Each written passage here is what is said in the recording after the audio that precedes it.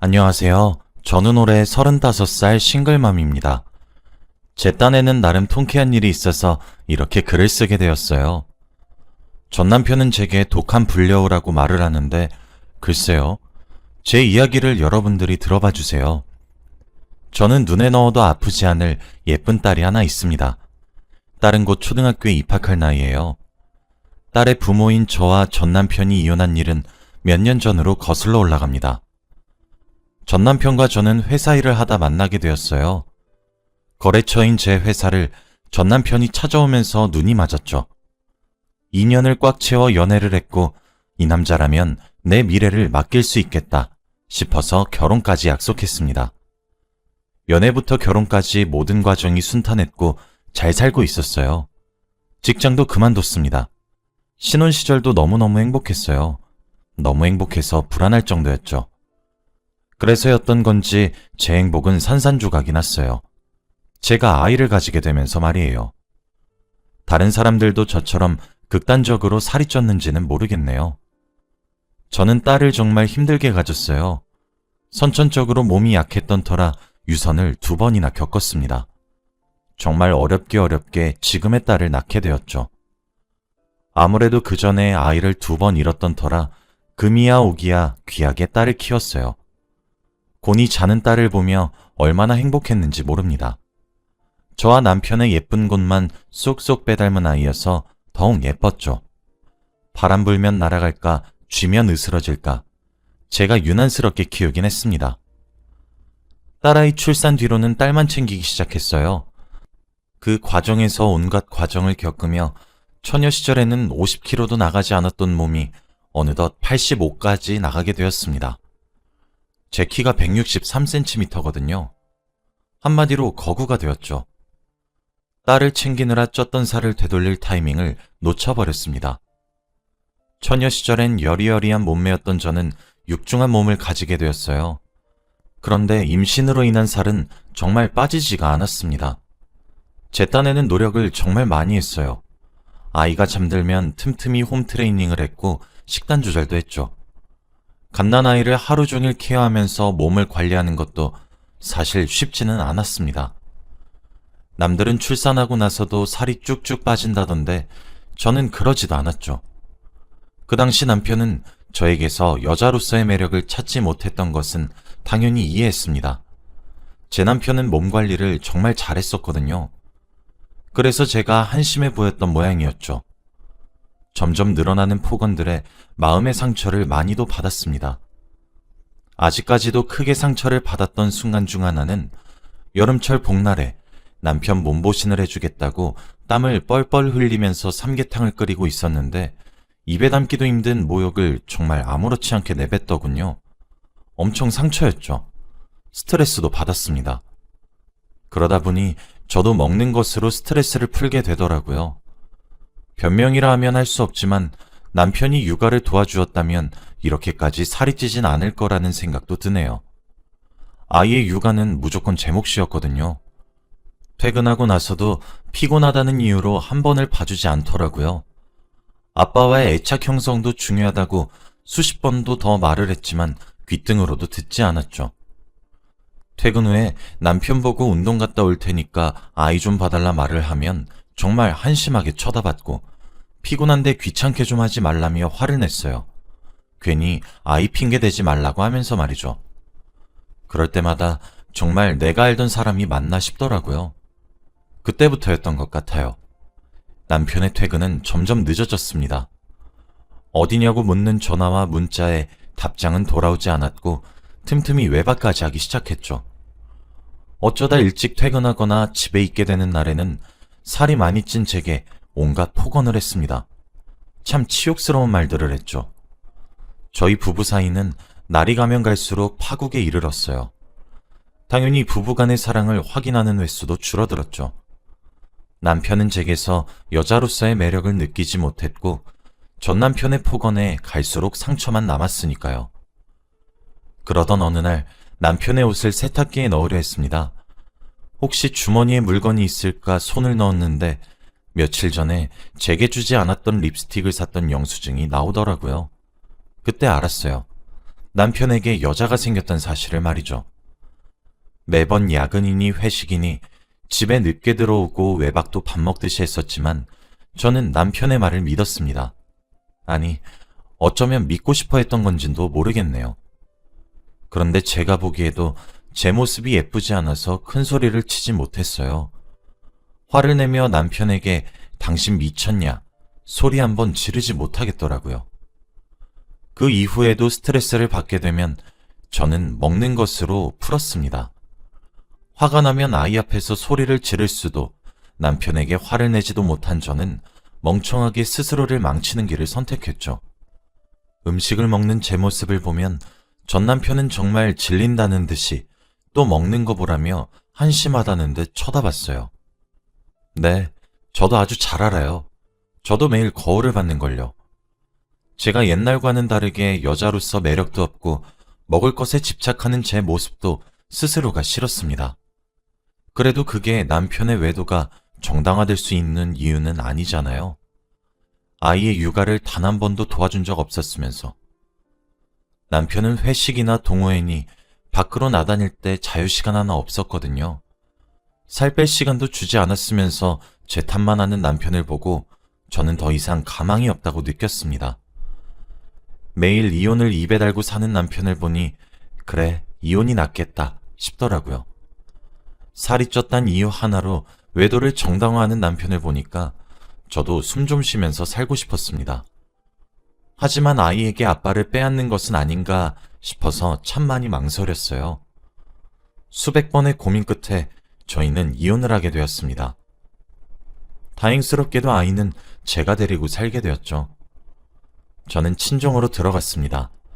못난 딸이 살이 쪄서 이혼을 했는데 부모님은 따뜻하게 맞아주셨어요. 부모님과 살면서 그제야 숨통이 트이더라고요. 아이에게 목을 매달며 지냈던 제게 그때가 되어서야 자유시간이 주어지더군요. 부모님이 아이를 돌봐주시기로 했어요. 저는 그때 운동을 시작했습니다.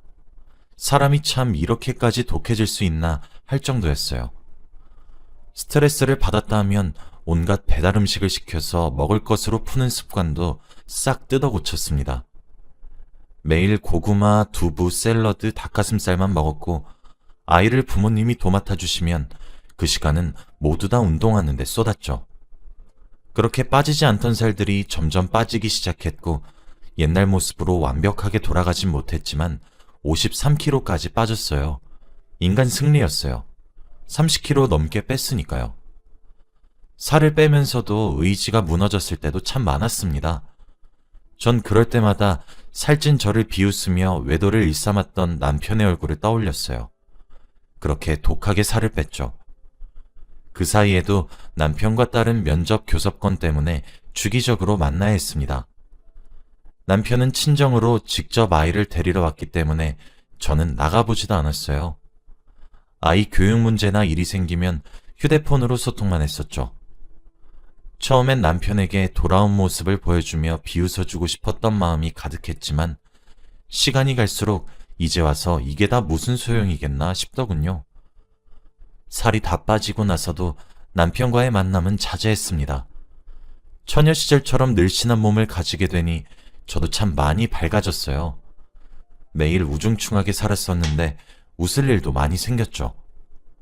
아이가 학교에 입학하게 될 나이가 다가오니 이제 저도 일을 해야 되겠다 싶더라고요. 언제까지 부모님 그늘 밑에서 살 순 없잖아요. 그렇게 재취업을 하게 되었습니다. 많은 시간을 쉬었지만 운이 좋아 괜찮은 회사에서 일을 할 수 있게 되었어요. 그러면서 저도 사회생활을 하기 시작했죠. 사람들도 많이 만나게 되니까 예전처럼 밝은 제 모습으로 완벽히 돌아왔습니다. 그러면서 새로운 사람도 만나게 되었는데 회사 일을 하다 알게 된 외부 인력이었어요. 일의 마무리가 잘 되어 그 사람과 축하의 의미로 술을 한잔하게 된 날이 있었습니다. 서로 좋은 말이 오고 가다가 그 사람도 젊은 나이에 이혼했다는 사실을 알게 되었죠. 아내가 외도를 해서 말이에요. 저는 저와 닮은 점이 많았던 그 사람을 위로했습니다. 그러면서 서로 진실된 이야기가 오고 가게 되었고 자연스럽게 사랑이 싹텄죠. 저도 괜찮다고 여겨왔지만 사랑이 그리웠었나 보더라고요. 그렇게 전 새로운 사랑을 시작하게 되었습니다. 아무래도 저와 제 남자친구인 그 사람은 한 번씩 결혼에 실패했던 경험이 있었던 터라 만남에 있어서 조금 조심스럽게 대했어요. 남자친구는 참 다정한 사람이었습니다. 뒤늦게 다시 시작한 사랑이어서 소중했던 것도 맞지만 사람 자체가 정말 귀한 사람이었어요. 매사에 다정하고 제 기분을 살펴봐주고 제 딸아이의 걱정도 해줬죠. 그런 제 변화를 가장 먼저 알아차린 사람들은 저희 부모님이었습니다. 반대하실 줄 알았는데 흔쾌히 축하해 주시더라고요. 그렇게 제 머릿속에서 전 남편은 모두 지워졌죠. 저희 부모님이 제 남자친구를 너무 궁금해해서 소개도 시켜드렸어요. 너무 좋은 사람 같다 하시며 좋아하시더라고요. 저도 남자친구의 부모님을 뵙기도 했습니다. 저와 남자친구 둘 다 자연스럽게 미래를 맡기게 되는 듯 했죠. 그러던 어느 날 이게 무슨 운명의 장난인 것인지 저희 회사에서 거래처를 새롭게 만들었습니다. 그런데 그 회사가 제 전 남편의 회사였죠. 회사에서 나오기로 한 사람을 기다리고 있었는데 사실 에이 설마 하는 심정으로 기다렸어요. 그런데 설마가 사람을 잡는다더니 거래처에서 나온 사람은 바로 저와 이혼했던 전 남편이더라고요. 그때까지 전 남편과 아예 교류가 없었던 것은 아니었습니다. 아무래도 아이 문제는 같이 의논을 해야 하니까요. 그러나 그런 모든 이야기는 전부 전화나 문자를 통해 의논했었고 아이를 보러 오는 날에도 아이만 나가서 전 남편을 봐왔기 때문에 저와 전 남편은 얼굴을 마주하지 않았어요. 운명의 장난도 아니고 그렇게 마주치게 되니까 정말 놀랐죠. 저도 그렇게 놀랐는데 전 남편은 오죽했겠나요? 심지어 그렇게 비난을 쏟아부을 정도로 뚱뚱했었던 여자가 180도 변해서 늘씬하게 돌아왔는데요. 전 남편은 저를 보고 한동안 입을 다물지 못하더라고요. 놀랍다는 듯한 눈으로 저를 쳐다보며 정말 당신이 맞아? 와, 이거 너무 놀라운 거 아니야? 라며 전 남편이 말했어요. 그러면서 위아래로 절 훑어보더라고요. 저는 일하러 만난 거니까 일만 하자고 딱 잘랐어요. 정말 마주하기 싫었는데 일로 엮이니까 어쩔 수가 없더라고요.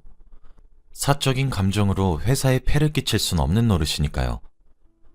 전 남편은 그 이후로 아이 핑계를 대며 제게 연락하는 횟수가 잦아졌어요.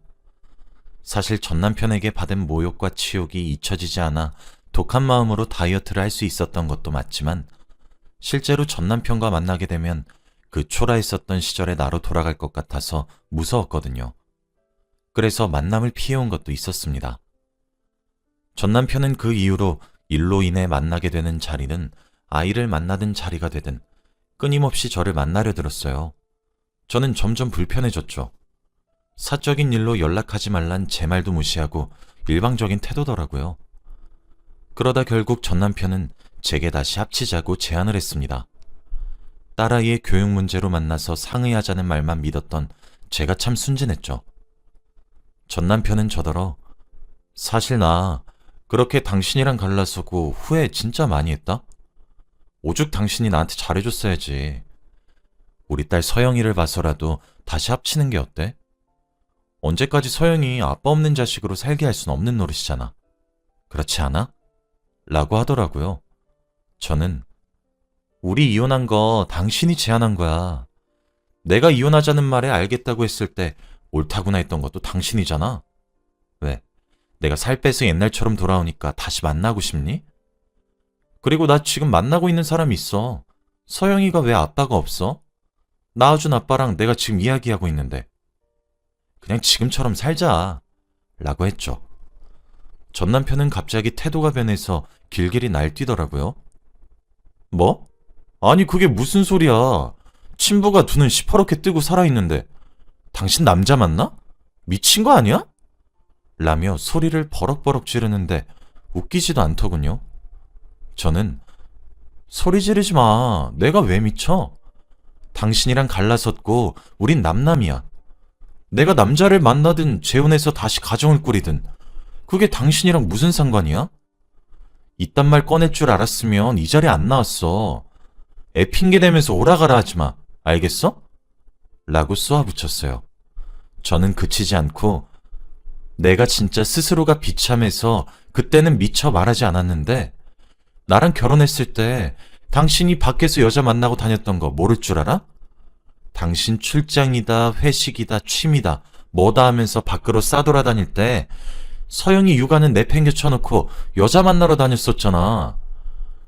나는 모든 걸 알면서도 알량한 가정 하나 지키겠다고 입 다물었어. 그러다 참다 못해서 이혼을 했던 거라고.